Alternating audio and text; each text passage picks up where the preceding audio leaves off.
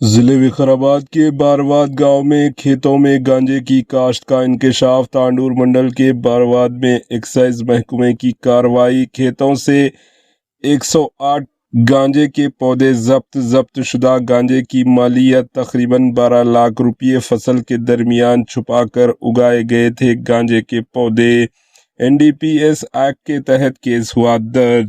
تلنگانہ کے ضلع وقار کے تانڈور منڈل کے بارواد گاؤں میں کھیتوں میں گانجے کی غیر قانونی کاشت کا پردہ فاش ہوا۔ ایکسائز محکمے کے عملہ نے خفیہ اطلاع کی بنیاد پر کارروائی کرتے ہوئے کھیتوں سے 108 گانجے کے پودے ضبط کر لیے، جن کی مالیت تقریباً 12 لاکھ روپے بتائی جا رہی ہے۔ ایکسائز عہدیداروں کے مطابق یہ گانجے کے پودے فصل کے درمیان چھپا کر اگائے جا رہے تھے تاکہ کسی کو شک نہ ہو۔ موقع پر ہی تمام پودوں کے اکھاڑ کر ضبط کر لیا گیا۔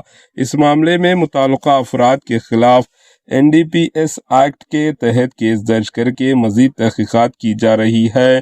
حکام کا کہنا ہے کہ ضلع میں منشیات کے خلاف کارروائیاں مزید سخت کی جائیں گی۔ Bureau report AHN news.